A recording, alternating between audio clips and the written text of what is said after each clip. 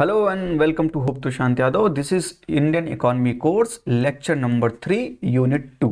तो नोटबुक और पेन के साथ तैयार हैं या नहीं?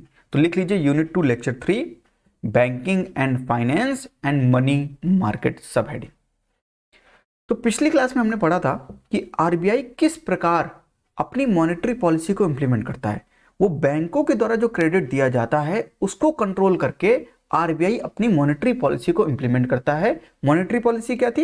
इन्फ्लेशन को कंट्रोल करना, साथ में ग्रोथ का ध्यान रखते हुए। इतना हमने पढ़ा था।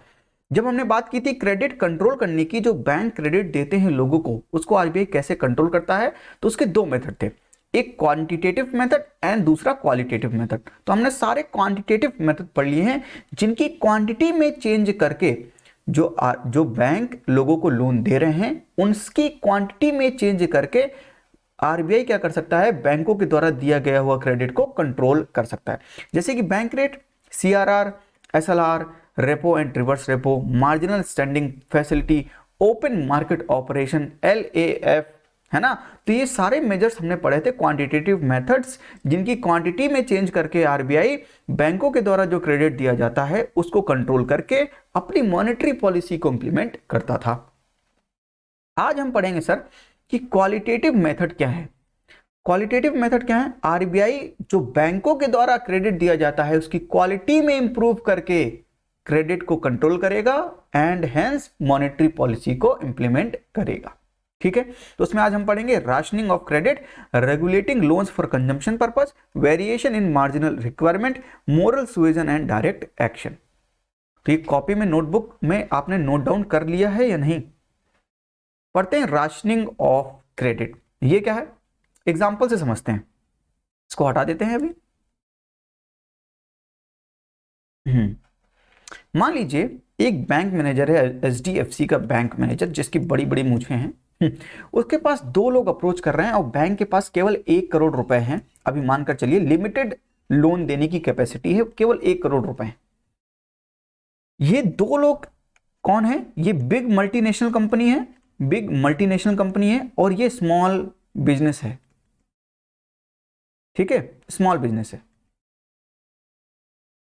बिग मल्टीनेशनल कंपनी और स्मॉल बिजनेस, ये दोनों अप्रोच कर रहे हैं बैंक से 1 करोड़ के लोन के लिए। सर आपको क्या लगता है कि बैंक मैनेजर इन दोनों में से किसको लोन देगा? कमेंट बॉक्स में लिखिए। आई होप कि आपका आंसर क्या है, बिग मल्टीनेशनल कंपनी। क्यों? क्योंकि बिग मल्टीनेशनल की कंपनी की लोन रीपे करने की कैपेसिटी ज्यादा है in comparison to small businesses. Loan repay करने की कैपेसिटी क्यों ज्यादा है बिग मल्टीनेशनल कंपनीज की? क्योंकि they are too big to fail. तो जल्दी ये फेल होने की संभावना कम है इनकी, और स्मॉल बिजनेसेस की फेल होने की संभावना ज्यादा है। तो इसलिए bank manager for the safety, तो जिसकी प्रोबेबिलिटी डिफॉल्ट करने की कम होगी, उसको लोन देना ज्यादा प्रेफर करेगी। इस केस में ये मुच्छड़ भाई साहब, बैंक मैनेजर, ये बिग मल्टीनेशनल कंपनी को क्या करेगी? लोन लेंड करेगी। ये बात समझ आई है नहीं? तो इसमें किसका नुकसान हो जाएगा? स्मॉल बिजनेसेस को लोन मिलेगा ही नहीं। अगर यही सेम चीज हम small and medium businesses and startups में अगर कंपेयर करें, तो किसको 1 करोड़ रुपए का लोन मिलेगा? आई थिंक आप समझ गए होंगे, इसमें स्मॉल एंड मीडियम इंटरप्राइजेस को लोन मिलेगा। क्यों? क्योंकि स्टार्टअप जो हैं वो अभी अभी नया शुरू किया उन्होंने, हो सकता है वो फेल कर जाएं और वो लोन को रीपे ना कर पाएं, तो वो डिफॉल्ट करने की उनकी जो प्रोबेबिलिटी है वो ज्यादा है। इसीलिए बैंक क्या करेगा, इन दोनों के केस में स्मॉल एंड मीडियम बिजनेसेस को लोन लेंड करेगा, क्योंकि इनकी लोन रीपे करने की capacity in comparison to startups ज्यादा है। तो यहां पर जो क्रेडिट बैंक देगा स्मॉल एंड मीडियम बिजनेसेस को, वहां पर क्रेडिट मोर सिक्योर है और उनकी देने की कैपेसिटी ज्यादा है। तो बैंक का जो एसेट है वो एसेट ही रहेगा, एनपीए नहीं बनेगा, नॉन परफॉर्मिंग एसेट। क्या होता है हम सब समझेंगे एनपीए बाद में, पहले आप ये समझिए कि इन दोनों में से किसको लोन मिलेगा। तीसरी चीज अगर कंपेयर करें आप स्टार्टअप्स को और एक फार्मर को कंपेयर करें, तो क्या लगता है किसको लोन मिलेगा? स्टार्टअप्स को। In comparison to farmer, startups की कैपेसिटी ज्यादा है वो लोन रीपे करने की, फार्मर्स की क्यों नहीं है? क्योंकि मे बी क्रॉप फेल हो जाए, वेदर कंडीशन की वजह से कुछ ऐसा हो जाए कि क्रॉप की फेलियर, सूखा पड़ जाए या फ्लड्स आ जाए, तो क्रॉप की फेल करने की प्रोबेबिलिटी ज्यादा है, तो फार्मर्स की लोन को रीपे करने की प्रोबेबिलिटी कम है, इसीलिए स्टार्टअप्स को क्या मिलेगा, लोन मिल जाएगा। तो in comparison to farmer and startup, startups को लोन मिल जाएगा। तो सर तीनों केसेस में आपने क्या देखा कि कोई ना कोई को नुकसान बहुत ज्यादा है। यहाँ पे स्मॉल बिजनेसेस जो है उनको लोन नहीं मिल पाएगा, तो वो इन्वेस्ट नहीं कर पाएंगे, इन्वेस्ट नहीं कर पाएंगे तो रिस्क नहीं ले पाएंगे, रिस्क नहीं ले पाएंगे तो कुछ अच्छा नया नहीं कर पाएंगे। Same with the startups and same with the farmers. कहने का मतलब ये है कि जो बैंक होंगे वो किसी को क्रेडिट जब देंगे जहां पर उनको ज्यादा सिक्योर फील होगा, और इनकी वजह से small and medium businesses, startups and farmers को नुकसान हो सकता है, उनको लोन नहीं मिलेगा, वो इन्वेस्टमेंट नहीं कर पाएंगे, जिसकी वजह से इकोनॉमी में दिक्कत हो सकती है। इस केस में आरबीआई ने क्या कहा बैंकों से, आरबीआई ने बैंकों से कहा कि जो आप क्रेडिट दे रहे हैं लोगों को, क्रेडिट जो आप लोगों को दे रहे हैं, let's improve the quality of that credit. कैसे?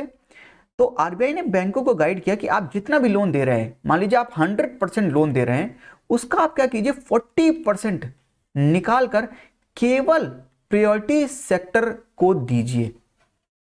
तो आरबीआई ने कुछ प्रायोरिटी सेक्टर बनाए, जैसे कि कौन कौन से प्रायोरिटी सेक्टर, जैसे कि स्मॉल एंड मीडियम फार्मर्स या मार्जिनल फार्मर्स, माफ कीजिएगा, small and marginal farmers, agriculture that means, and small, इसमें लार्ज फार्मर्स भी हो सकते हैं, फार्मर्स में सब कुछ आ गया तो लार्ज फार्मर्स भी लिख लीजिए। Second, MSME, micro and small medium enterprises, उनको may be weaker section, education के पर्पस के लिए लोन एटसेट्रा। इसमें अदर्स काउंटेड है, अदर्स में इसलिए अदर्स को लिखा गया है इसमें प्रायोरिटी सेक्टर में, क्योंकि अदर्स में अगर आरबीआई को कुछ इंक्लूड करना होगा बाद में प्रायोरिटी सेक्टर में, तो अदर्स को एज अ हवाला देते हुए आरबीआई इंक्लूड कर सकती है। तो प्रायोरिटी सेक्टर लेंडिंग में क्या होगा, प्रायोरिटी सेक्टर, तो आरबीआई क्या करेगा, कुछ प्रायोरिटी सेक्टर बनाएगा, यानी जैसे कि स्मॉल बिजनेसेस, जैसे कि स्टार्टअप्स, जैसे कि फार्मर्स, इनको क्या करेगा प्रायोरिटी सेक्टर लेंडिंग में डाल देगा, और बैंकों से कहेगा कि इन प्रायोरिटी सेक्टर को आप जितना भी लोन देते हैं उसका कम से कम 40% तो आप, यानी 40% आप इन लोगों को ही देंगे और किसी को आप लेंड कर ही नहीं सकते। या तो आप 40% अपने बैंक में अपने पास रखिए, या तो आप क्या कीजिए 40% की लेंडिंग कर दीजिए, अपने पास रख नहीं सकते, नुकसान है।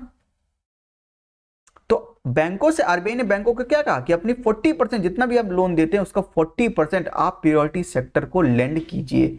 यानी इस केस में आरबीआई ने क्वालिटी ऑफ क्रेडिट को इंप्रूव करते हुए कहा कि इकोनॉमी में सबको लोन मिलेगा, फार्मर्स को भी लोन मिलेगा, स्मॉल एंड मीडियम एंटरप्राइजेस को भी लोन मिलेगा, स्टार्टअप्स को भी लोन मिलेगा, वीकर सेक्शन चाइल्ड वुमेन को भी मिलेगा, एजुकेशन के लिए भी मिलेगा, एटसेट्रा एटसेट्रा।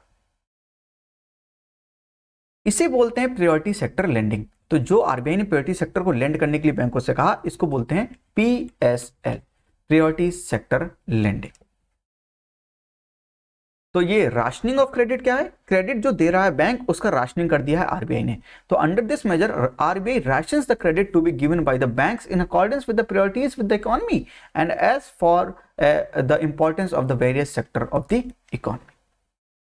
समझ रहे हैं? तो इकोनॉमी में जो प्रायोरिटीज डिसाइड की कि किसको देना जरूरी है, किसको देने से हमारी इकोनॉमी और बूस्ट होगी, तो आरबीआई ने जो क्रेडिट की क्वालिटी थी जो बैंक देते थे उसको इंप्रूव करते हुए राशनिंग ऑफ क्रेडिट कर दिया और प्रायोरिटी सेक्टर को ले आए। तो आरबीआई ने क्या डायरेक्ट किया कि जितनी भी क्रेडिट आप देंगे उसका 40% केवल आप प्रायोरिटी सेक्टर को देंगे। प्रायोरिटी सेक्टर में कौन कौन से, जैसे कि एग्रीकल्चर, एग्रीकल्चर में दोनों आ गए, large farmers and small and marginal farmers, MSME, micro small and medium enterprises, export credit, education, housing, social infrastructure, renewable energy and others. Others इसलिए है क्यों, क्योंकि बाद में कुछ इंक्लूड कर सकते हैं। लेकिन एक केस ऐसा हो सकता है कि फार्मर एक लार्ज फार्मर हो सकता है और एक स्मॉल फार्मर हो सकता है। तो आपको क्या लगता है, स्मॉल फार्मर को लोन मिलेगा या लार्ज फार्मर को लोन मिलेगा?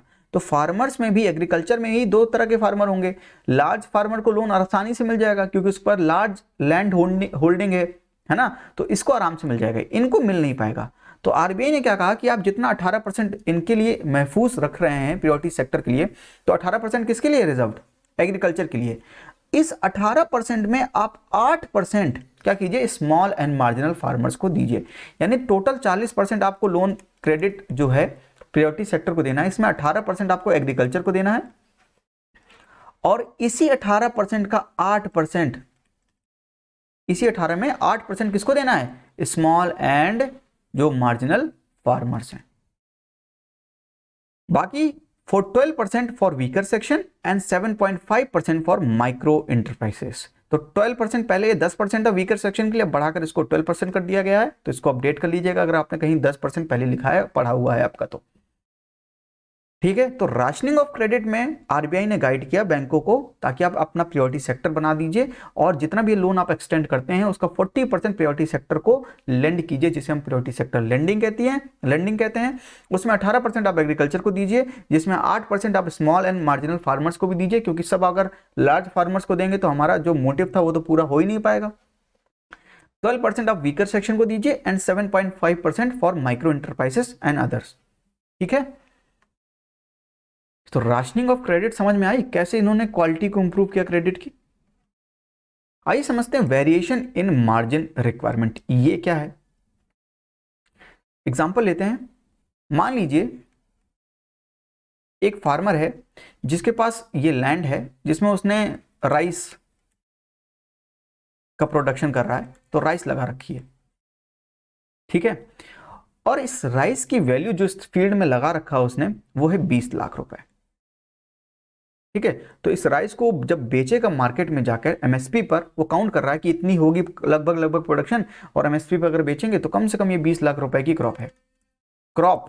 ठीक है, मान लीजिए जब इसने लगाना शुरू किया, बुआई जुताई सब किया उसने, तो इसके पास फंड की कमी हो गई। इसने लगा तो लिया, लेकिन अभी इसको पेस्टिसाइड्स डालने हैं, तो बहुत ढेर सारी चीजें डालनी है, यूज करना है, तो उसके लिए उसको पैसे की जरूरत पड़ गई, and he is short of cash, तो उसके पास पैसे नहीं है। तो ये भाई साहब जो फार्मर है, इस लैंड के ओनर हैं, ये किसको अप्रोच करेंगे? बैंक को अप्रोच करेंगे। ठीक है, तो बैंक के पास गए ये, और इन्होंने कहा कि sir I have a field जिसमें मैंने 20 लाख रुपए तक की क्रॉप लगा रखी है, और अभी मेरे पास पैसे नहीं हैं, मुझे अपनी कुछ नेसेसिटी हैं जो पूरी करनी है, क्या आप मुझको लोन दे पाएंगे क्रॉप को एज अ कोलेट्रल रखकर? तो क्रॉप को आप एज अ एसेट, क्रॉप को आप क्या कीजिए, हमारा आप क्रॉप जो है उसको एज अ आप कोलेट्रल रख लीजिए, गिरवी रख लीजिए, और उसके बिहाफ पर मुझको क्या कर दीजिए, लोन दे दीजिए। तो बैंक ने कैलकुलेट किया एमएसपी के हिसाब से, उसने देखा कि इतना है तो इतना लगभग प्रोडक्शन होगा, तो 20 लाख तक की क्रॉप है। बैंक ने पता किया ये बात, तो बैंक ने कहा ठीक है भाई, 20 लाख रुपए तक का आपका जो क्रॉप है उसकी वैल्यू है। हम क्या करते हैं, इसमें थोड़ा सा मार्जिन डिसाइड कर लेते हैं। मान लीजिए 20% मार्जिन रखते हैं, और हम आपको ये 16 लाख तक का लोन दे सकते हैं, क्योंकि 20% कितना होता है, 4 लाख रुपए। तो 20 लाख का 20% निकालेंगे तो 4 लाख होगा ना। तो 4 लाख रुपए का मार्जिन रख के आरबीआई ने 16 लाख रुपए तक का लोन देने का उसको लोन दे दिया। इसके पास 16 लाख रुपए आ गए। ठीक है, आप समझिएगा यहां पर। तो इस आदमी के पास 20 लाख की क्रॉप है वहां पर, और 16 लाख रुपए का इसने बैंक से लोन उठाया है। अब ये आदमी क्या कर सकता है इकोनॉमी में, ये समझिए। Let me rub this. ये व्यक्ति क्या कर सकता है, ये 16 लाख रुपए का उस समय जाएगा और मार्केट से राइस खरीद लेगा, और 16 लाख रुपए की राइस अपने घर ले आके रख लेगा।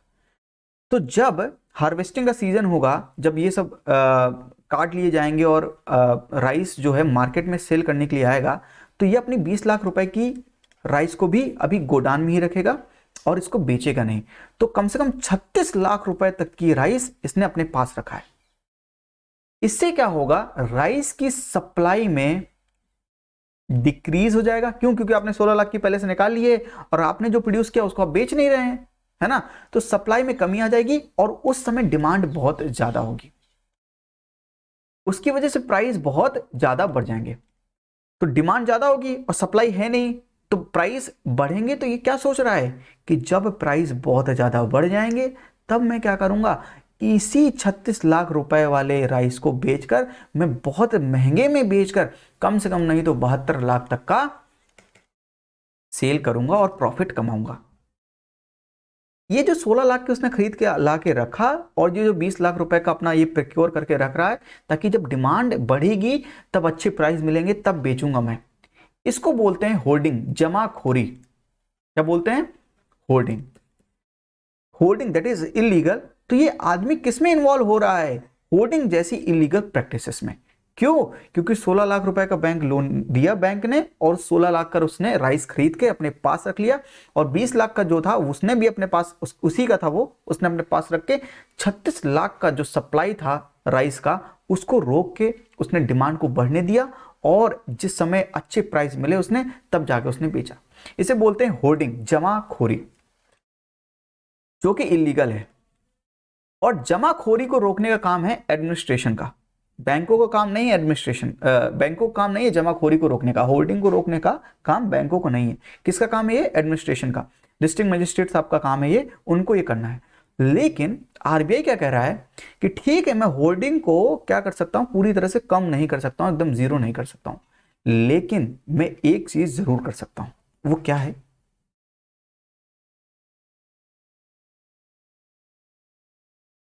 Let me.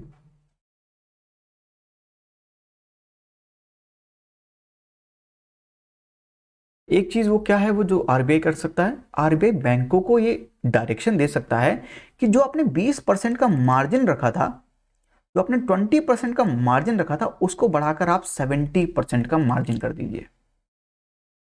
यानी पहले 20 लाख का 20% आपने निकाला था तो 4 लाख का मार्जिन रख रहा था, अब कह रहा है कि 20 लाख का आप 70% निकालिए, यानी आप 14 लाख रुपए का मार्जिन रखिए, केवल फार्मर को 6 लाख रुपए का लोन दीजिए। तो आपने क्या किया? मार्जिन बढ़ा दिया। तो आरबीआई ने बैंक को गाइड किया कि आप मार्जिन बढ़ा दीजिए तो 6 लाख रुपए तक का ही राइस वो लोन ले सकेगा और 6 लाख रुपए तक का ही वो अगर कर सकेगा होल्ड तो कर सकेगा।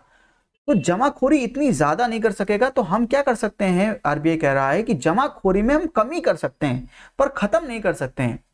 ये काम जो है एडमिनिस्ट्रेशन का है जिसे उसे करना चाहिए और वो इसलिए नहीं कर पाता क्योंकि अब हर घर में जमाखोरी हो रही तो एडमिनिस्ट्रेशन कहां तक जाकर हर घर में इंडिविजुअली चेक करेगा, है ना। लेकिन यही चीज हमको सही करनी है, इफिशियंसी लानी है एडमिनिस्ट्रेशन में, ये तो करना ही पड़ेगा। तो जमाखोरी को हमें किसी तरह से कम करना है तो आरबीआई हेल्प कर सकता है। आरबीआई बैंकों को ये डायरेक्ट कर सकता है कि आप इनमें जो मार्जिन रख रहे हैं 20% का उसको बढ़ाकर 70%, 80% कर दीजिए ताकि बैंक कम लेंड करें फार्मर्स को, तो फार्मर के पास कैपेसिटी कम हो जमाखोरी करने की, और कैपेसिटी कम होगी जमाखोरी करने की तो जमाखोरी कम कर पाएगा, होल्डिंग कम कर पाएगा, तो इतने ज्यादा प्राइस में इंक्रीज नहीं हो पाएगा क्योंकि सप्लाई बनी रहेगी। ठीक है। तो क्वालिटी ऑफ क्रेडिट कैसे इंप्रूव किया? मार्जिन में वेरिएशन लाकर। तो variation in margin requirement, it means RBI may instruct bank from time to time to raise margins on the loans for the essential commodity, ठीक है, so as to prevent hoarding, speculation and black marketing। और ये example मैंने आपको पूरा पूरा लिखकर यहां पर दे दिया है। तो मैंने पूरा लिख दिया जो मैंने आपको समझाया है कि 20 लाख का अगेंस्ट कितना मार्जिन होगा 20% का, तो 16 लाख का लोन मिलेगा, 16 लाख का वो होल्ड कर पाएगा, सब मैंने लिख दिया। ठीक है, इसको नोट डाउन कर लीजिएगा आप अपनी नोटबुक में। तो वेरिएशन इन मार्जिन रिक्वायरमेंट, तो मार्जिन में कैसे वेरिएशन करके आरबीआई क्रेडिट को कंट्रोल कर रहा है, जो बैंकों के द्वारा जो क्रेडिट दिया जा रहा है उसको कंट्रोल कर रहा है, और कैसे वो इन्फ्लेशन को कंट्रोल कर रहा है। क्यों इन्फ्लेशन कंट्रोल कर रहा है? क्योंकि ज्यादा होल्डिंग करेंगे तो सप्लाई कम हो जाएगी और फिर डिमांड जब बढ़ेगी तब प्राइस बहुत ज्यादा बढ़ जाएंगे, इन्फ्लेशन बहुत ज्यादा हो जाएगा, तब वो लोग बेचेंगे, तो इन्फ्लेशन बढ़ गया ना जब तक।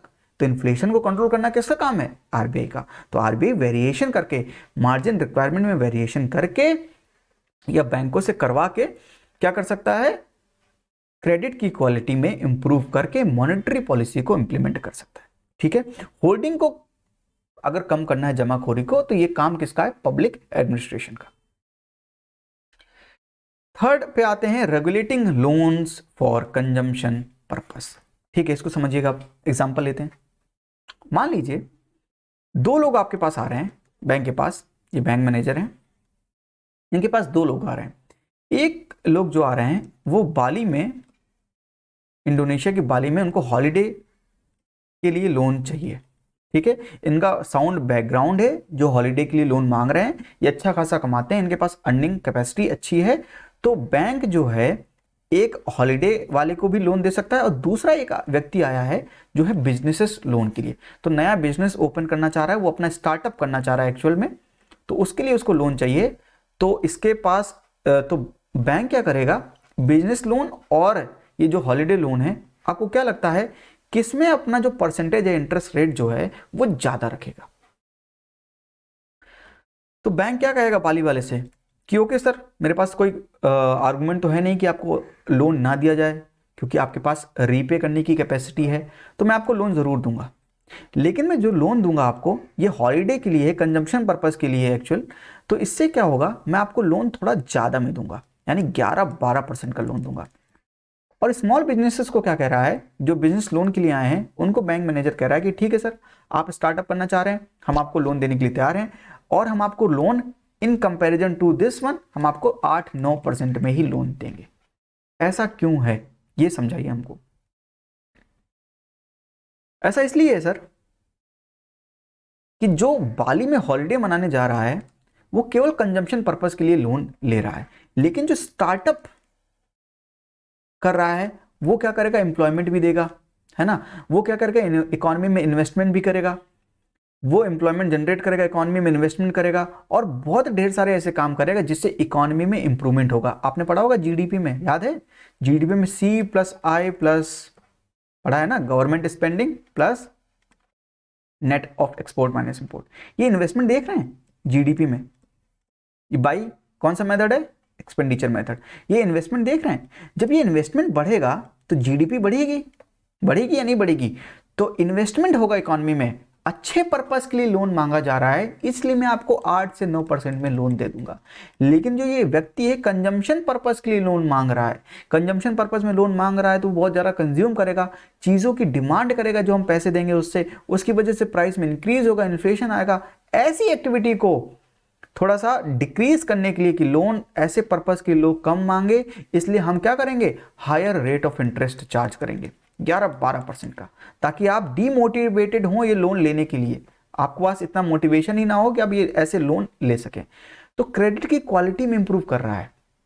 तो आरबीआई बैंक को कह रहा है कि क्रेडिट की क्वालिटी में कैसे इंप्रूव कीजिए, आप जो अच्छे काम के लिए आ रहा है उनको कम रेट ऑफ इंटरेस्ट पे क्या कीजिए, लोन लेंड कीजिए, और जो कंजम्पशन पर्पस के लिए आ रहा है, ऐसे पर्पस के लिए आ रहा है, उसको higher rate of interest charge कीजिए, ताकि वो ज्यादा मोटिवेटेड ना हो ऐसे लोन्स लेने के लिए। समझ रहे हैं इस बात को? तो ये दोनों बात क्लियर है, इसलिए लिखा है regulating loans for consumption purpose.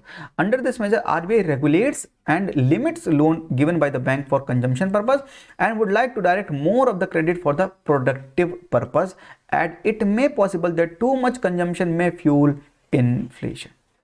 और इन्फ्लेशन ज्यादा बढ़ेगा तो आरबीआई को मॉनेटरी पॉलिसी ये कंट्रोल करना है, तो वो बैंकों से कंजम्पशन पर्पस के लिए जो लोन मांग रहे हैं लोग, उसमें हायर इंटरेस्ट रेट चार्ज करने के लिए कहेगा। 3 क्वालिटेटिव मेथड हो गए, rationing of credit, regulating loans for consumption purpose and variation in margin requirement. समझ आ रहा है इतनी बात? Moral suasion and direct action, इस ये भी एक क्वालिटेटिव मेजर है जिससे आरबीआई क्या कर सकता है, क्रेडिट को कंट्रोल कर सकता है और मॉनेटरी पॉलिसी को इंप्लीमेंट कर सकता है। ये moral suasion and direct action है क्या, समझते हैं इसको। लेट मी,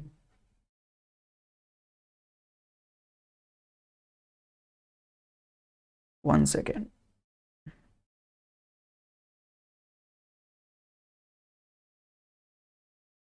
लेट अस से बैंक जो है आरबीआई रेगुलेटर है पूरे बैंकिंग सेक्टर का, है ना, मान लीजिए बैंक है एसबीआई, आरबीआई रेगुलेटर है पूरे बैंकिंग सेक्टर का। जब भी कोई बैंक डिपॉजिटर के इंटरेस्ट में काम नहीं करेगा तो आरबीआई उनसे कुछ ना कुछ कहने आएगा और ये कहेगा कि आप सही ढंग से काम कीजिए, और ताकि डिपॉजिटर का इंटरेस्ट बना रहे। तो आरबीआई रेगुलेटर है, सभी बैंकों को रेगुलेट करने का काम है आरबीआई का। आप समझिएगा इस चीज को। मान लीजिए एक देना बैंक है, ये डिपॉजिटर के इंटरेस्ट में काम नहीं कर रहा है, ये लोन जो अपना क्रेडिट दे रहा है वो ऐसे लोगों को दे रहा है जो रीपे करने की जिनकी कैपेसिटी ज़्यादा नहीं है, और इसकी वजह से इस बैंक का एनपीए बहुत बढ़ रहा है, नॉन परफॉर्मिंग एसेट, है ना। तो बहुत ही ज़्यादा समझदारी से लोन नहीं दे रहा है, ऐसे लोगों को भी दे रहा है जिनकी रीपे करने की कैपेसिटी है नहीं, उसकी वजह से इनके एनपीएस बढ़ रहे हैं, नॉन परफॉर्मिंग एसेट हम देखेंगे। नॉन परफॉर्मिंग एसेट का मतलब अभी ये समझिए कि उन लोगों ने लोन वापस रीपे नहीं किया है। तो आरबीआई देना बैंक को क्या कहेगा, पहले परसुएट करेगा। परसुएट कैसे करेगा, इनफॉर्मल तरीके से बताएगा देना बैंक को कि देना बैंक ऐसा है कि आप जो आप लोन दे रहे हैं उसको सही ढंग से सही लोगों को दीजिए, नहीं तो आप जो बैंकिंग प्रैक्टिसेस को आप कर रहे हैं ऐसी प्रैक्टिसेस से आपका नुकसान होगा और डिपॉजिटर्स का भी नुकसान होगा। फिर भी अगर देना बैंक नहीं माना तो थोड़ा सा प्रेशर अप्लाई करेगा। प्रेशर कैसे अप्लाई करेगा, उसको जो पहले इनडायरेक्ट मैसेज दे रहा था अब फॉर्मल मैसेज देगा। तो पहले इनफॉर्मल मैसेज से देना बैंक को कह रहा था कि मत करिए, मैसेज कर रहा था, व्हाट्सएप मैसेज नहीं करेगा लेकिन मैसेज कर देगा या इनफॉर्मल मेल डाल देगा। लेकिन जब देना बैंक परसुएट करने से नहीं मानेगा तो आरबीआई क्या करेगा, थोड़ा सा प्रेशर अप्लाई करेगा और फॉर्मल लेटर्स इशू करेगा बैंक के लिए। और यदि फिर भी बैंक नहीं माना तो फिर क्या करेगा, आरबीआई डायरेक्ट एक्शन लेगा। समझ रहे हैं। तो जब भी पूरी बैंकिंग सेक्टर में कोई भी बैंक जब भी डिपॉजिटर के इंटरेस्ट में काम नहीं करेगा तो आरबीआई पहले उससे परसुएट करेगा, इनफॉर्मली बोलेगा, फिर फॉर्मली बोलेगा और फिर डायरेक्ट एक्शन लेगा। फॉर एग्जांपल, आप एग्जांपल समझिए, आपने मूवी देखी होगी शोले मूवी देखी होगी, बसंती मत नाचना तो उसमें दो कैरेक्टर होते हैं, जय एंड वीरू। जो दो हमारे धर्मेंद्र पाजी होते हैं वो बसंती मैडम से बहुत प्यार करते हैं, तो पहले उनको वो पीछे घूम घूम के उनको मनाने की कोशिश करते हैं, दैट इज परसुएशन। तो पहले परसुएट किया उन्होंने, फिर जब बसंती नहीं मानी तो भाई साहब टंकी में चढ़ गए और बोले कि अगर नहीं मानोगी तो मासी जी मैं यहां से कूद जाऊंगा और मर जाऊंगा। क्या किया उन्होंने, प्रेशर अप्लाई किया, धमकी दी कि मैं मर जाऊंगा। और जब अगर बसंती नहीं मानती तो भाई साहब नीचे आके लेटे रहते, डायरेक्ट एक्शन डेड। ऐसे ही सर बैंक है। तो जब भी कोई बैंक अच्छी बैंकिंग प्रैक्टिसेस को फॉलो नहीं करेगा तो आरबीआई पहले उनसे इनफॉर्मली बोलेगा, परसुएट करेगा कि मत करो, नहीं मानेगा तो फिर प्रेशर अप्लाई करेगा और फिर भी नहीं माना तो डायरेक्ट एक्शन। ठीक है, तो इट्स अ कॉम्बिनेशन ऑफ परसुएजन, माफ कीजिएगा इसको थोड़ा चेंज कर लें, it is a combination of persuasion, pressure which the central bank is always in a position to use on the banks in general and errant banks in particular। तो जो उद्दंड bank होते हैं जो मानते ही नहीं है, किसी को भी लोन दे रहे हैं, जितना चाहिए उतना लोन दे रहे हैं, या वो जो स्टैंडर्ड बैंकिंग प्रैक्टिसेस है उनको फॉलो नहीं कर रहे हैं, जिसकी वजह से इकोनॉमी में ज़्यादा लोन देने की वजह से क्या होगा, थोड़ा सा इन्फ्लेशन इंक्रीज होगा, क्योंकि लोगों के हाथ में पैसे होंगे तो ज़्यादा डिमांड करेंगे तो इन्फ्लेशन इंक्रीज होगा। तो आरबीआई को तो कंट्रोल करना है, मॉनेटरी पॉलिसी अपनी इंप्लीमेंट करनी है, इन्फ्लेशन को कंट्रोल करना है। तो ऐसे उद्दंड बैंक को पहले आरबीआई समझाएगा, परसुएट करके फिर प्रेशर अप्लाई करेगा, फॉर्मल लेटर इशू करेगा, लेकिन अगर फिर भी नहीं माना तो डायरेक्ट एक्शन। तो ये परसुएशन एंड प्रेशर लेटर से, स्पीचेस से, डिस्कशन से, क्या चाय हो जाए, 2 कप चाय पीते हैं, हिंट्स देगा बैंक को, अगर फिर भी नहीं माना तो फिर डायरेक्ट एक्शन। और डायरेक्ट एक्शन में क्या कर सकता है RBI, RBI takes the punitive action against those banks who continue to defy moral advice of RBI and functions against RBI and depositor interest. तो आरबीआई डायरेक्ट एक्शन में penalty rate of interest charge कर सकता है। तो जो bank rate पे पैसा उसको लोन करता है बैंकों को, उसमें पेनल्टी रेट ऑफ इंटरेस्ट लगा सकता है कि मैं आपको 6 पे नहीं, 4.25 पे नहीं, बैंक रेट अभी 4.25 है ना, उस पे नहीं, मैं आपको 8% पे दूंगा, पेनल्टी रेट लगाऊंगा 4% की। रिफ्यूज कर सकता है रीफाइनेंस करने के लिए कि मैं आपको लोन दूंगा ही नहीं, जाइए आप मेरी बात नहीं मान रहे, मैं लोन ही नहीं दूंगा। और तीसरा क्या कर सकता है कि बैंक के लिए मोरेटोरियम इंट्रोड्यूस करवा सकता है कि ये बैंक अब काम नहीं कर सकता, और फाइनली बैंक का लाइसेंस कैंसिल कर सकता है। तो बैंक तो भैया पापा हैं आरबीआई सबके, तो अगर पापा ने एक बार कह दिया कि करना है तो करना है, अगर फिर भी नहीं माने तो घर से बाहर निकाल दिए जाओगे, तो बैंकिंग लाइसेंस खत्म। तो ये 4 क्वालिटेटिव मेथड हैं, इनकी क्वालिटी में इंप्रूव करके आरबीआई क्या कर सकता है, क्रेडिट को कंट्रोल कर सकता है और मॉनेटरी पॉलिसी को इंप्लीमेंट कर सकता है। तो आपको क्वालिटेटिव मेथड समझ में आए या नहीं आए, देख लीजिए एक बार। तो qualitative method rationing of credit, जिसमें प्रायोरिटी सेक्टर लेंडिंग था, याद कीजिए, regulating loans for consumption purpose, variation in margin requirement and moral suasion and direct action. ये चारों क्लियर हैं या नहीं, बताइए हमको। तो इतना क्लियर है ना, आगे बढ़ें। सारे क्वालिटेटिव मेथड क्लियर हैं, quantitative plus qualitative, I think it should be clear now. आइए समझते हैं मॉनेटरी पॉलिसी फ्रेमवर्क एग्रीमेंट, ये क्या है। तो आरबीआई का काम है मॉनेटरी पॉलिसी को इंप्लीमेंट करना। कितना इन्फ्लेशन होना चाहिए ये कौन डिसाइड करेगा? देखिए, government will fix the inflation target in consultation with RBI. तो आरबीआई से कंसल्ट करके गवर्नमेंट दोनों क्या करेंगे, मिलकर बैठेंगे और इन्फ्लेशन टारगेट को कितने से कितने तक का इन्फ्लेशन रखना है ये डिसाइड करेंगे। ठीक है, तो अभी 2016 से 2021 तक के लिए क्या है इन्फ्लेशन टारगेट, 4 ± 2%, यानी इन्फ्लेशन को 2% से 6% के बीच में रखना है आरबीआई को। और ये कैसा इन्फ्लेशन है? CPI, consumer price index combined.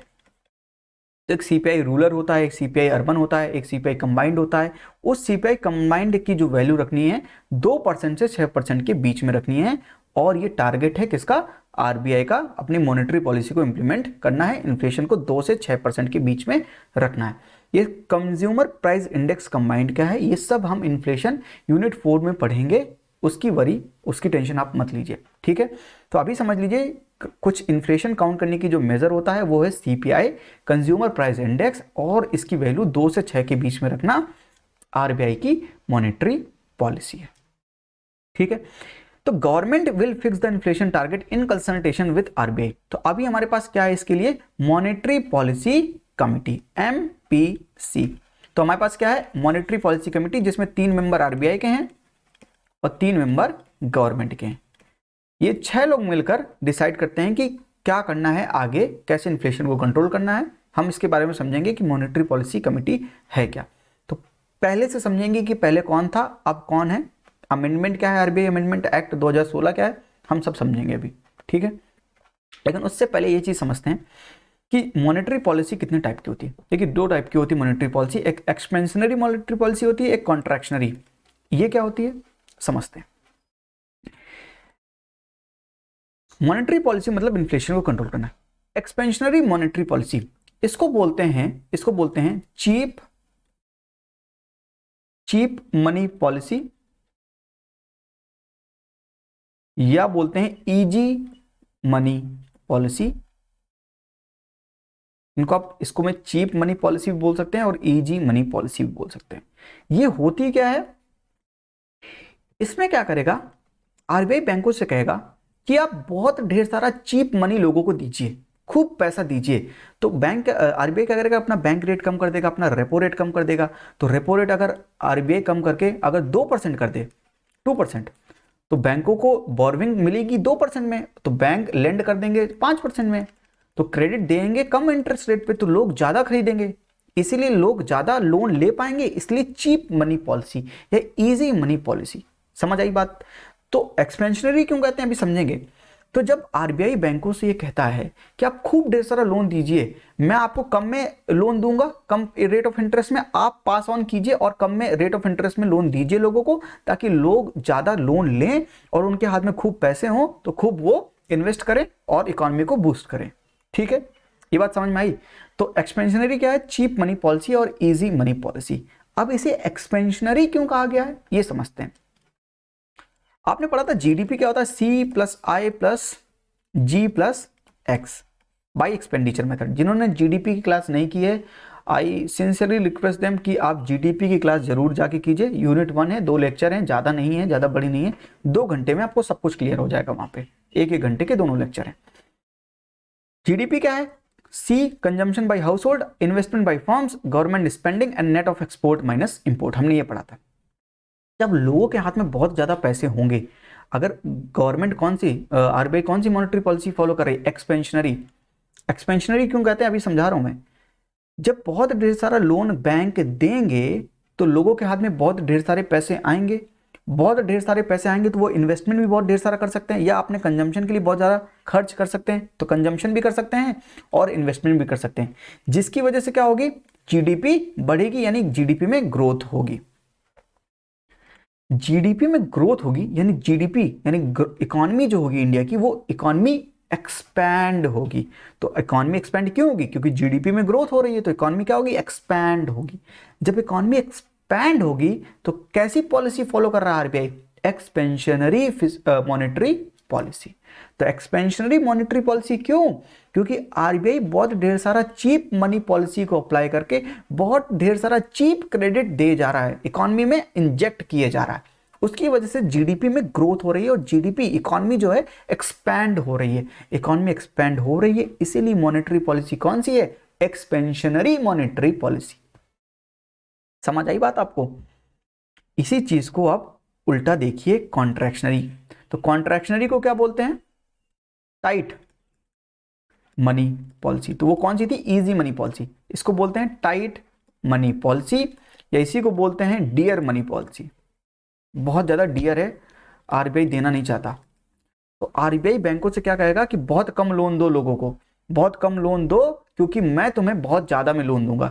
तो आरबीआई बैंकों से कहेगा मैं रेपो रेट बढ़ाकर या बैंक रेट बढ़ाकर मैं 9% कर दूंगा।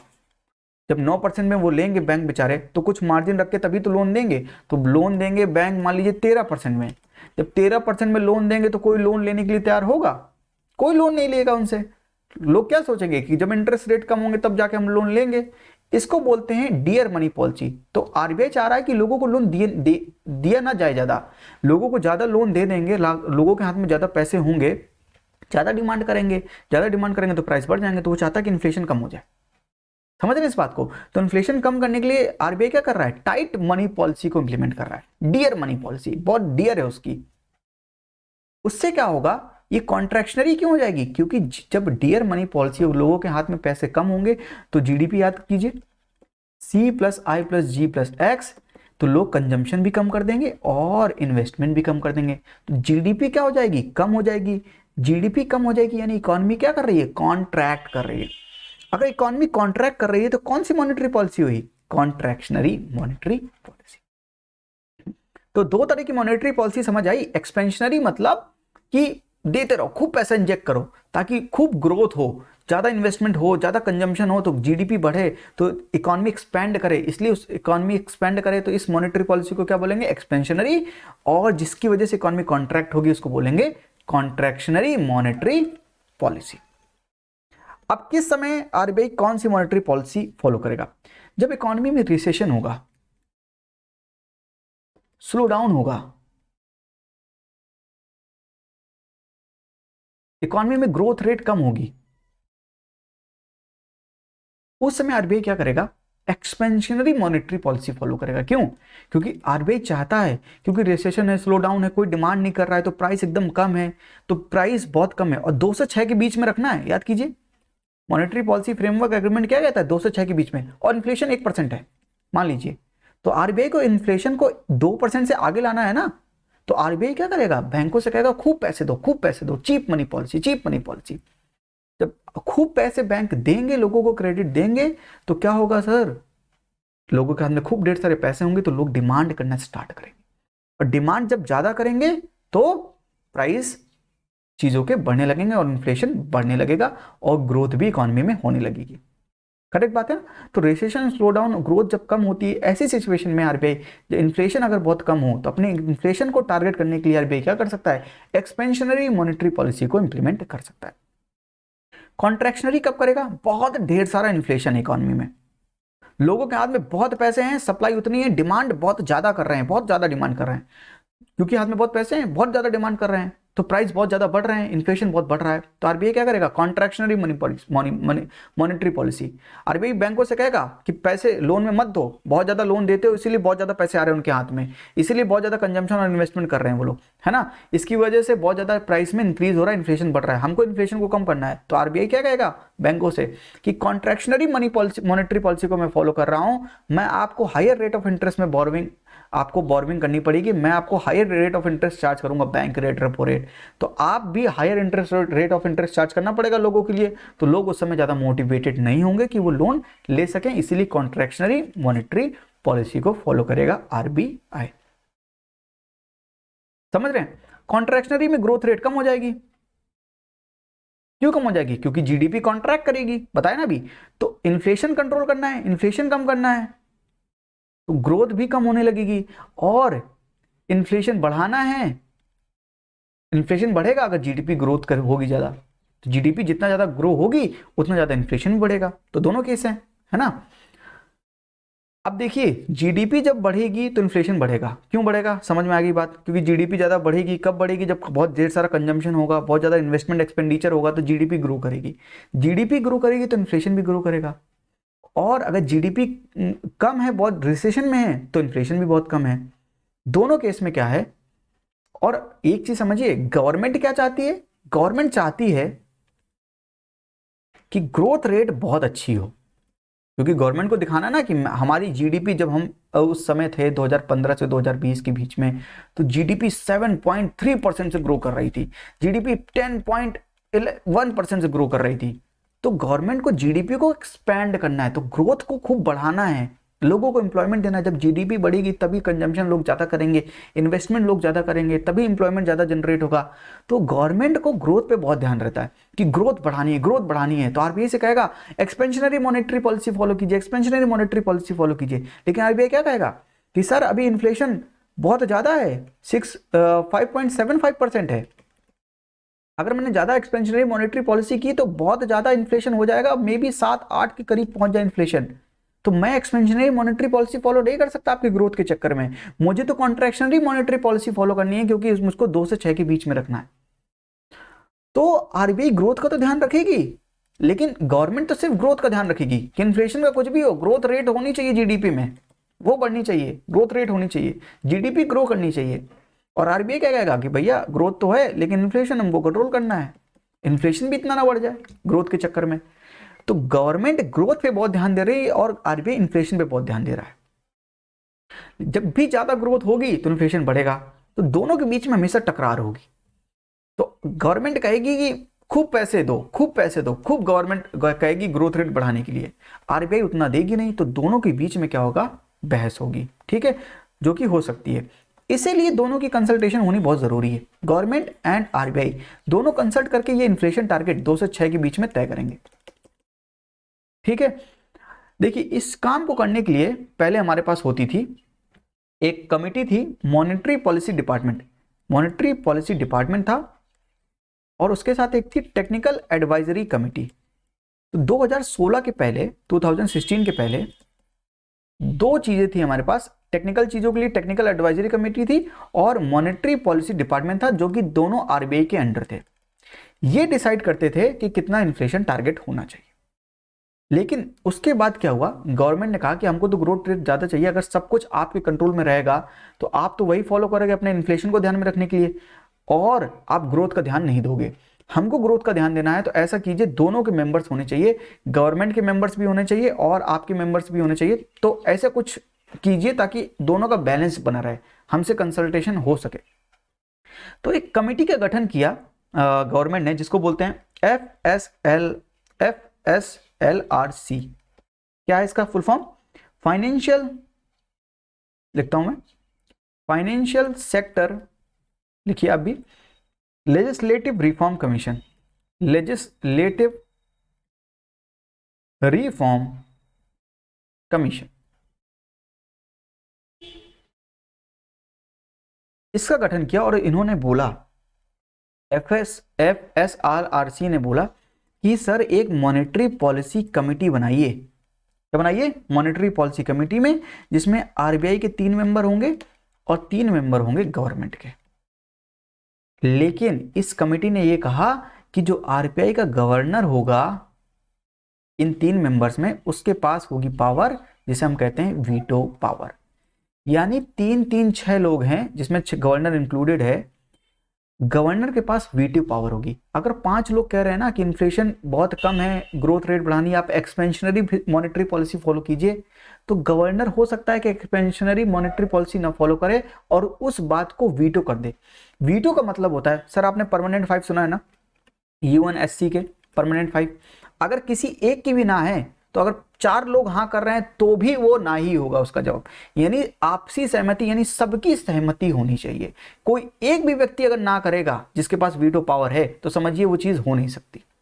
तो वीटो पावर का मतलब क्या है कि गवर्नर के पास वीटो पावर है, यानी अगर गवर्नर जो कहेगा वही होगा। बाकी आप 5 लोग कुछ भी बड़बड़ाते रहिए, आप 5 लोग हाँ में रहिए, ना में रहिए, कुछ हाँ में रहिए, कुछ ना में रहिए, तो भी कुछ नहीं होगा अगर गवर्नर के पास वीटो पावर है। तो जो भी कहेगा अंतिम डिसीजन किसका होगा? गवर्नर का होगा। तो गवर्नमेंट तो इस बात को मानने से तैयार ही नहीं है कि अगर सब पावर गवर्नर के हाथ में है तो फिर हमसे कंसल्टेशन किस बात का। तो ये चीजें नहीं मानी गई। इसके बाद क्या हुआ, FSLRC के बाद क्या हुआ, एक कमेटी का गठन किया गया जिसका नाम था उर्जित पटेल कमीशन। उर्जित पटेल कमीशन, उस समय डेप्यूटी गवर्नर थे और उनको गवर्नर बनना ही था, जाहिर सी बात है। तो उर्जित पटेल कमीशन ने रिकमेंड किया कि ठीक है, मॉनेटरी पॉलिसी कमेटी ठीक है, और 3 मेंबर RBI के और 3 मेंबर किसके? गवर्नमेंट के। लेकिन उर्जित पटेल ने भी यही कहा कि सर हम गवर्नर को वीटो पावर देना चाहते हैं, और उन्होंने भी यही रिकमेंड किया कि गवर्नर को वीटो पावर दिया जाए ताकि RBI के पास ज्यादा पावर है। वो समय डेप्यूटी गवर्नर थे, गवर्नर बनेंगे तो वीटो पावर उनके हाथ में होगा, है ना। तो वो भी चाह रहे थे कि जो इन्फ्लेशन टारगेटिंग हो, जो ये इन्फ्लेशन कंट्रोल करना है जहां से जहां के बीच में, ये सब किसके कंट्रोल में होना चाहिए? RBI के गवर्नर कंट्रोल में होना चाहिए।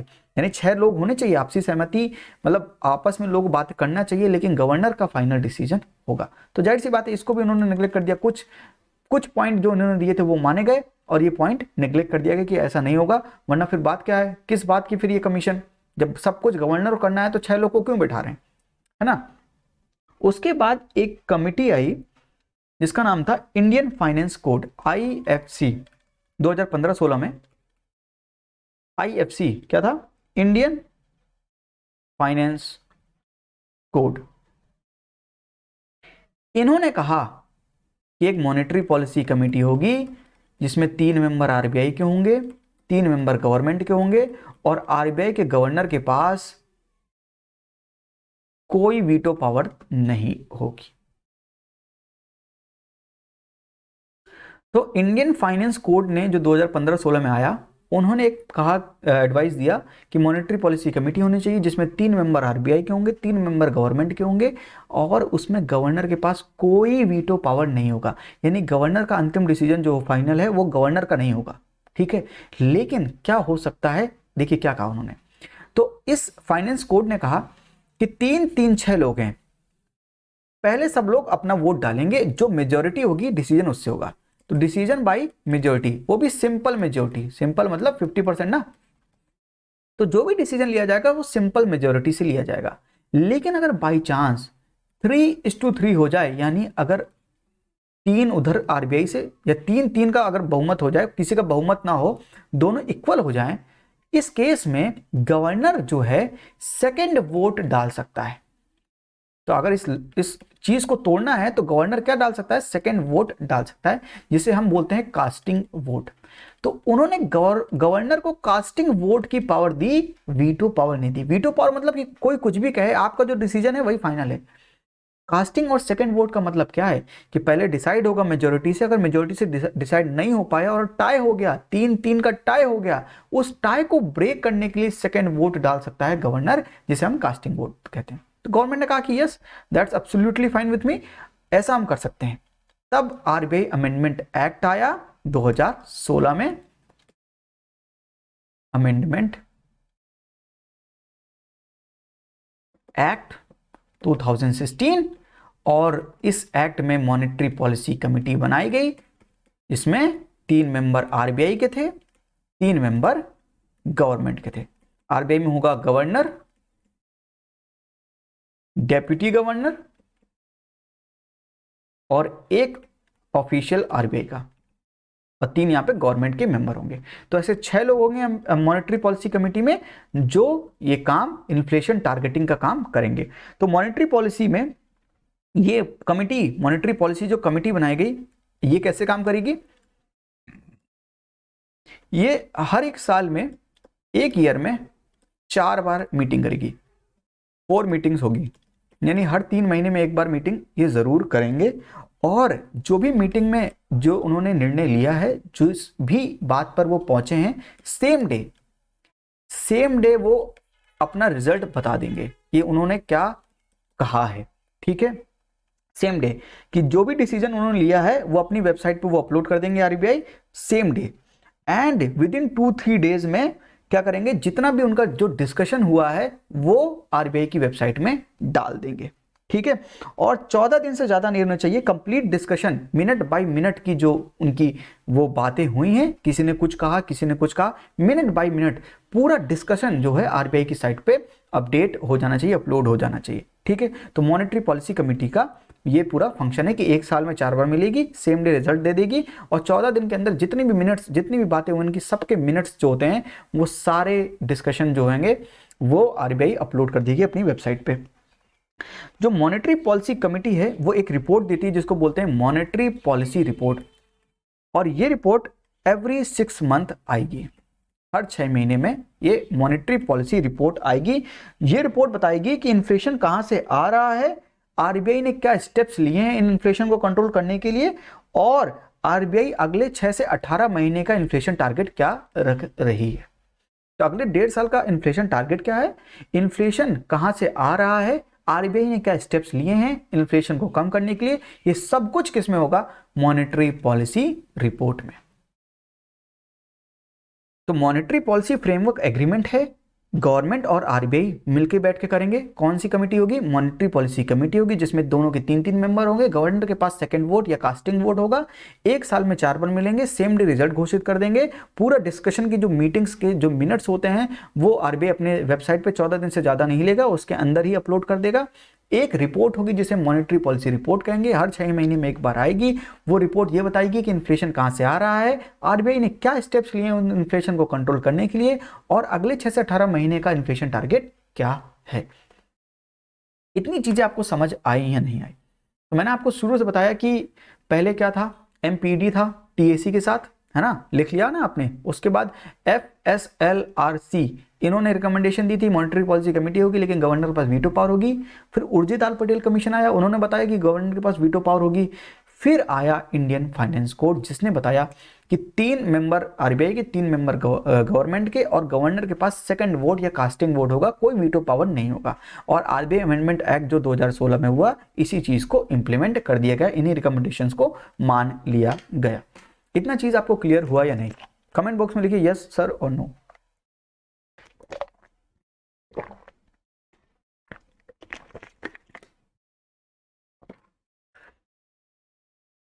मॉनेटरी पॉलिसी कमेटी क्लियर है?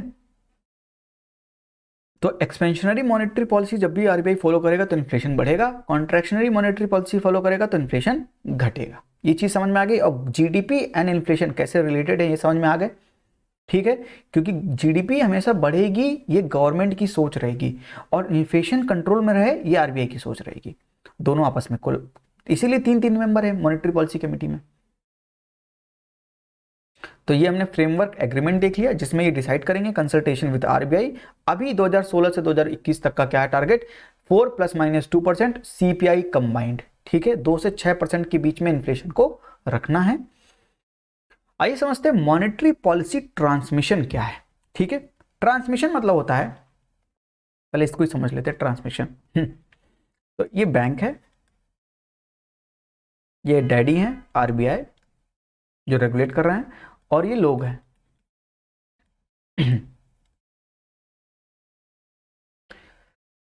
बैंक जो है एक कैश रिजर्व रेशियो आरबीआई के पास रखता है, एसएलआर अपने पास रखता है, रेपो रेट होता है, रिवर्स रेपो रेट होता है, बैंक रेट होता है, ये सब आप जानते हैं। जिस रेट पर बैंक से बोरो, आरबीआई से बोरो करता है बैंक, उसको क्या बोलते हैं, बैंक रेट, अगर 1 साल से ज्यादा है।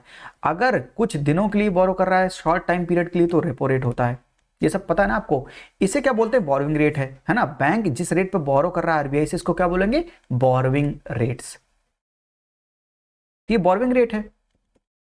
अगर बैंक रेट कम है, तो अगर बैंक रेट मान लीजिए 4.25% है, तो बैंक इनको थोड़ा सा अपना मार्जिन रख के मे बी 7-8% पे loan they they, may be ना दे, है ना, मे बी 10-11 पे ही दे, ठीक है।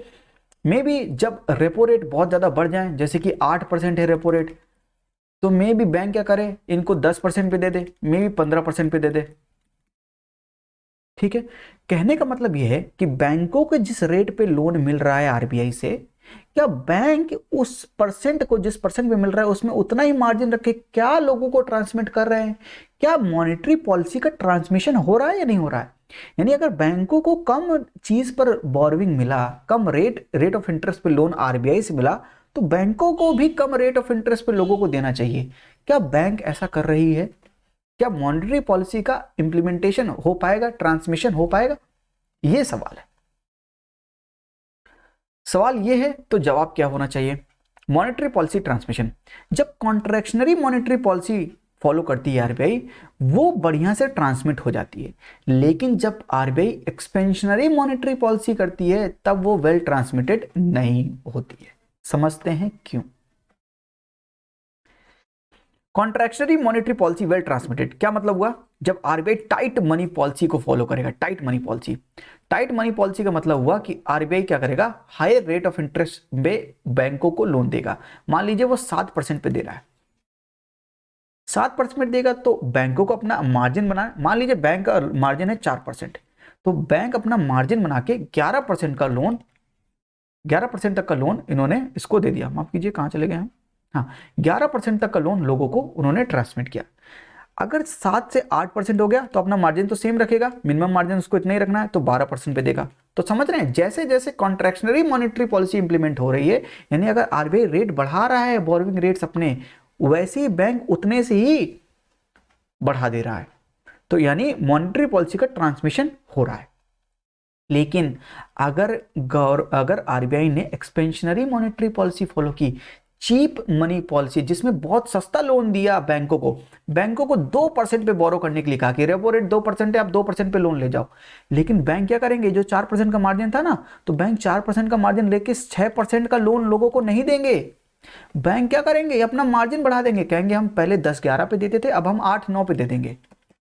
कहने का मतलब अपना मार्जिन बढ़ा लेंगे 6 से 7% का, यानी 4% का मार्जिन था उनका, उन्होंने पूरी तरह से इस मॉनेटरी जो उनको कम रेट पे मिला तो पूरा ट्रांसफर नहीं किया। क्यों? चालाकी कर गए कि हम अपना ज्यादा मार्जिन रख लेते हैं, हमें ज्यादा प्रॉफिट हो जाएगा, लोगों को 8-9% पे दे देंगे। कहने का मतलब कि जब RBI expansionary monetary policy follow करती है तो वेल ट्रांसमिटेड क्यों नहीं होती है? क्योंकि बैंक अपना मार्जिन बढ़ा देता है। लेकिन कॉन्ट्रैक्शनरी में तो बढ़ाएगा, ज्यादा बढ़ा देगा मार्जिन, तो लोग लेंगे नहीं लोन, तो वो वेल ट्रांसमिटेड हो जाती है। पर ये नहीं हो पाती। ये चीज समझ आई है नहीं आपको? तो why contractionary monetary policy is well transmitted and why expansionary monetary policy is not always, पढ़िएगा, not always well transmitted, हमेशा क्यों नहीं हो पाती? ये समझ रहे हैं? तो हमेशा हो पाए इसके लिए क्या करना जरूरी है? अगर ऐसा नहीं हो रहा है, मॉनेटरी पॉलिसी वेल ट्रांसमिटेड नहीं हो रही, तो सर दिक्कत क्या होगी? आपने बैंकों की जो बोरोविंग रेट है वो कम हो गई, 2% हो गई, आरबीआई 2 पे दे रहा है, ताकि बैंक खूब ढेर सारा लोन दे सके लोगों को। इकोनॉमी रिसेशन में है, स्लो डाउन में है, तो लोगों को खूब ढेर सारा लोन दे सके बैंक। लेकिन बैंक अपना मार्जिन बढ़ा के 8-9% पे लोन दे रही है, पहले 10-11 पे दे रही थी। तब भी लोग इतना ज्यादा मोटिवेटेड नहीं होंगे। जितना आरबीआई ने कमी की उतना तो बैंकों ने कमी की नहीं, तो लोग अभी भी उतना मोटिवेटेड नहीं होंगे। अगर 6% पे देती बैंक लोन देते, अगर 6% में, तो लोग ज्यादा मोटिवेटेड होते, ज्यादा लोन लेते, इन्वेस्टमेंट करते, कंजम्पशन एक्सपेंडिचर करते, तो जीडीपी ग्रो होती, हम स्लो डाउन से बाहर निकलते, तो मॉनेटरी पॉलिसी का वेल ट्रांसमिशन होता। लेकिन वेल ट्रांसमिशन क्यों नहीं हो पाया? क्योंकि बैंकों ने अपना मार्जिन बढ़ा लिया और हायर रेट ऑफ इंटरेस्ट पे लोन दे रहे हैं, तो लोग इतने मोटिवेटेड ही नहीं कि लोन इतना ले पाए। तो मॉनेटरी पॉलिसी पूरी तरह से ट्रांसमिटेड हो नहीं पाई, और नहीं हो पाई इसलिए लोगों के पास में हाथ में पैसे ज्यादा नहीं आ पाए, ज्यादा हाथ में पैसे नहीं आ पाए। रिसेशन में है इकोनॉमी, स्लो डाउन है इकोनॉमी में, इन्फ्लेशन बहुत कम है, तो इन्फ्लेशन उतनी तेजी से बढ़ ही नहीं पाएगा, तो आरबीआई 2 से 6 के बीच में रख ही नहीं पाएगा अगर 2 से नीचे चला गया इस केस में। समझ रहे हैं इस बात को? तो मॉनेटरी पॉलिसी वेल ट्रांसमिटेड नहीं होगा तो फिर इन्फ्लेशन कंट्रोल कैसे होगा? इसके लिए for effective monetary policy working 2003 में हमारे पास था, आरबीआई ने लॉन्च किया था बीपीएलआर, बेंचमार्क प्राइम लेंडिंग रेट। फिर 2010 में इसी को चेंज करके आरबीआई ले आया बेस रेट कॉन्सेप्ट, और 2016 में लेटेस्ट हमारे पास है marginal cost of funds lending rate. ये क्या होते हैं इनको हम समझते हैं वन बाय वन। तो आप पहले क्रोनोलॉजी समझ लीजिए। पहले आया 2003 में बीपीएलआर, उसके बाद बेस रेट 2010 में, और फिर एमसीएलआर आया 2016 में। हमारे पास लेटेस्ट जो है अभी marginal cost based lending rate MCLR है। ठीक है, ये होते क्या हैं इनको समझते तभी हमें समझ में आएगा कि मॉनेटरी पॉलिसी इफेक्टिव कैसे हो जाएगी एमसीएलआर के केस में। ठीक है, बेंचमार्क प्राइम लेंडिंग रेट, ये सब छोड़िए, ये क्या होता है हम पहले एग्जांपल लेते हैं। मान लीजिए कोचिंग इंस्टीट्यूट है XYZ, किसी का नाम नहीं लेता मैं, तो XYZ नाम है कोचिंग इंस्टीट्यूट का, या मेरी कोचिंग इंस्टीट्यूट मान लीजिए TY अपना तो मैं ले ही सकता हूँ। ये कोचिंग इंस्टीट्यूट है, आप सभी लोग 100 बच्चे हैं जो यहाँ पर पढ़ रहे हैं। तो कोचिंग इंस्टीट्यूट चलाने के लिए मुझे कुछ खर्चे करने पड़ेंगे, जैसे कि उसके इंफ्रास्ट्रक्चर में इन्वेस्ट करना पड़ेगा, टीचर्स को जो एजुकेटर्स होंगे उनको प्रॉपर सैलरी देनी पड़ेगी, आपके मटेरियल के लिए जो पैसे लगेंगे वो लगेंगे, समझ रहे हैं, और आपके लिए जो वाटर अवेलेबिलिटी, जो वाटर की कॉस्ट आएगी, जो इलेक्ट्रिसिटी का पेमेंट आएगा वो करना पड़ेगा, बिल।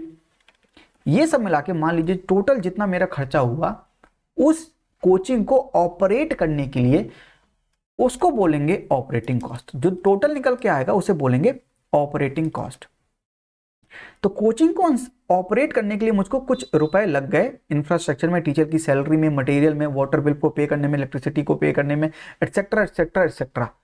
इस ऑपरेटिंग कॉस्ट के ऊपर जो भी आएगा, इस टोटल के ऊपर मान लीजिए टोटल कुछ भी आ गया, मान लीजिए 1000 रुपीज आ गया टोटल, इतना मेरा पैसा लगेगा, और इसमें मैं अपना कुछ प्रॉफिट भी तो रखूंगा। मान लीजिए मैंने अपना प्रॉफिट लगा 50 रुपए, तो 1050 रुपए तक का मैं बच्चों से फीस लूंगा। यानी अगर क्लास में 100 बच्चे हैं और मुझे 1050 रुपए तक का मुझको क्या चाहिए, रेवेन्यू चाहिए उनसे, तो 100 बच्चे हैं तो मैं फीस कैसे निकालूंगा, 100 से डिवाइड कर दूंगा, तो 10 रुपए 50 पैसे। तो हर बच्चा मुझको केवल 10.5 रुपए देगा और वो कोचिंग में पढ़ सकता है। ऐसे ही निकालेंगे ना कोचिंग की फीस।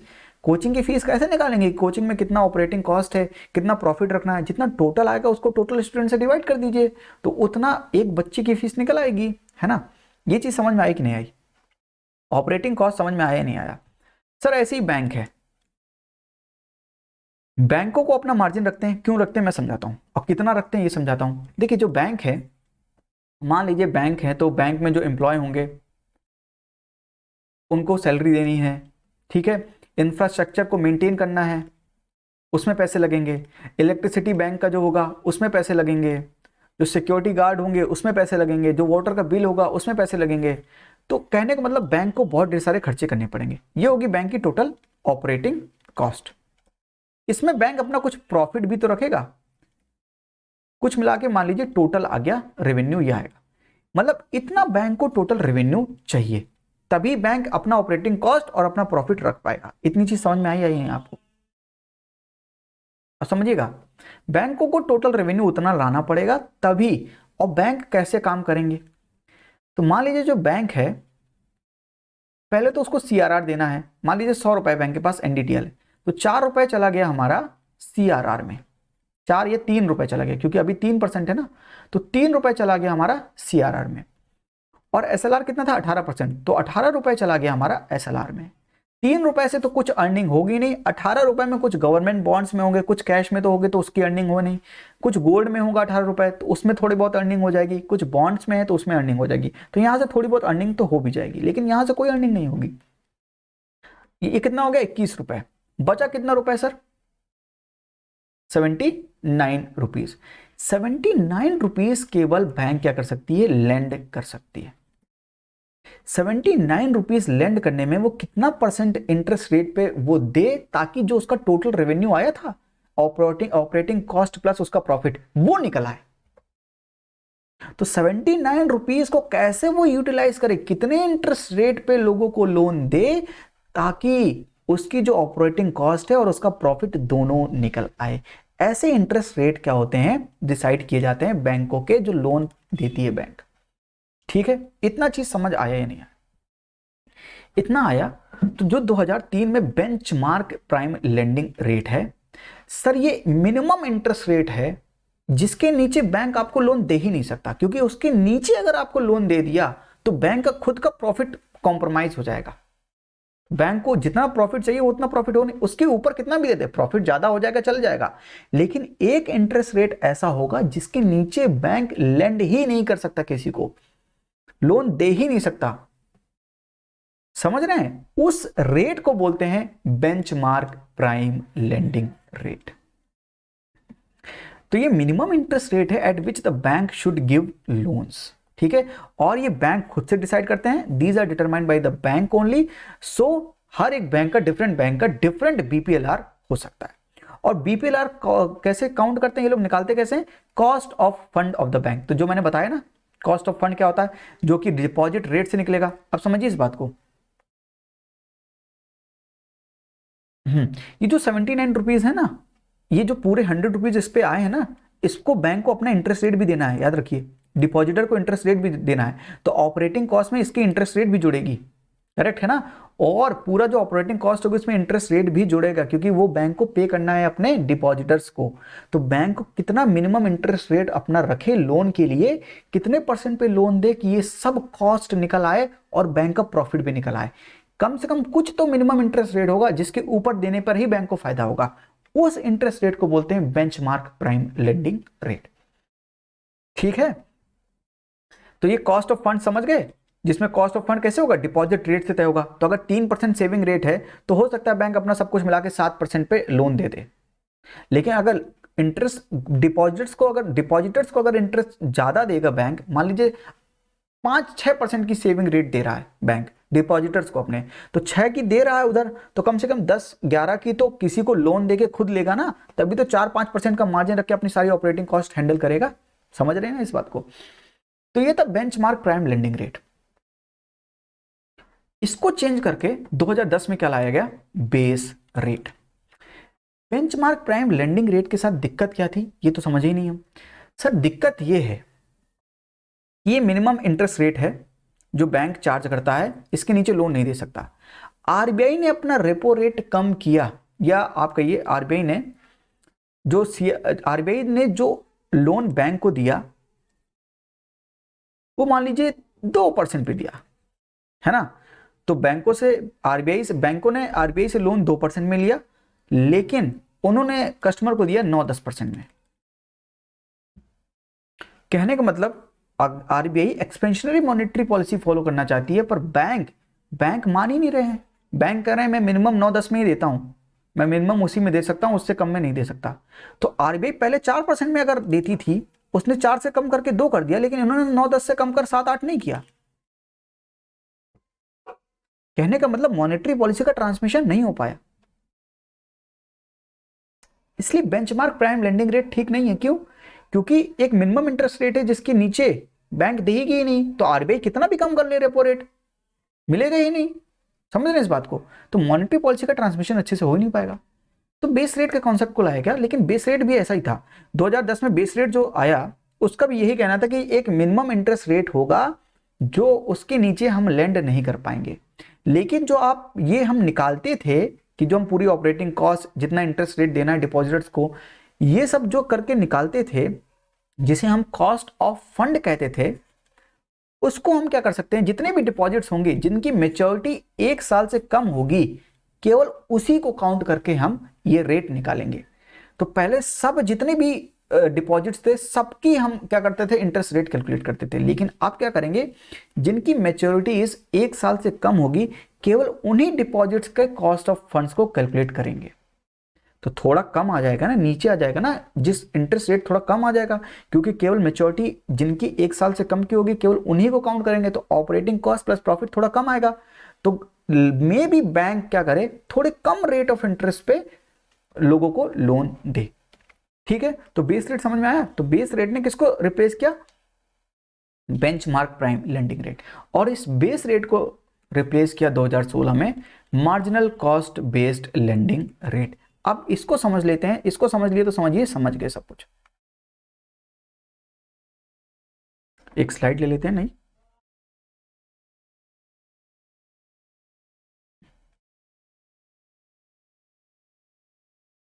समझिए इस बात को। मान लीजिए दो लोग हैं, अज्यूम कि दोनों को 1 करोड़ रुपए का लोन चाहिए। इस पहले व्यक्ति को 3 मंथ्स के लिए चाहिए और इसको भी 1 करोड़ का चाहिए लेकिन 3 साल के लिए चाहिए। दोनों का फाइनेंशियल ग्राउंड स्ट्रांग है, बाकी सब चीजें कांस्टेंट है, बस इसी में चेंज है टाइम पीरियड में। मुझे बताइए कि बैंक किसको लोन लेंड करेगा, बताइए।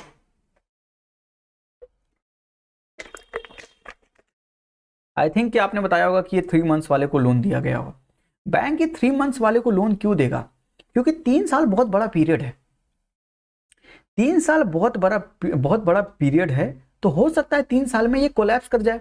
अभी ये फाइनेंशियली स्ट्रांग है लेकिन टाइम पीरियड ज्यादा है, तो मे बी उस टाइम तक 1 साल 2 साल down the line may be ये बैंकरप्ट हो जाए और मे बी ये लोन वापस ना दे पाए, मे बी। लेकिन जो ये 3 मंथ्स के लिए ले रहा है, इकोनॉमी में इतनी जल्दी तो ये फेल नहीं हो पाएगा कि 3 मंथ्स में फेल हो जाए, सब इसका बिजनेस बंद हो जाए, ऐसा तो नहीं हो पाएगा।